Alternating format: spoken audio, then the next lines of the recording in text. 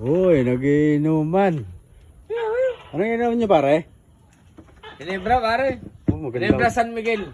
Maganda nga yan, sabi ni doktor. Oh, Napakaganda daw inumin niya. Alam niyo ba kung para saan yan? para malasing. Hindi pare, ito babasahin ko sa inyo ha. Kung para saan yan, may meaning kasi yan eh. Ito ha, sabihin ko sa inyo. Yan ang meaning niyan, RNG. Ang G ay ganadong inumin, nagbibigay enerhiya, braso, rayuma, aalisin, sakit, makakalimutin, stroke, goiter, ubo,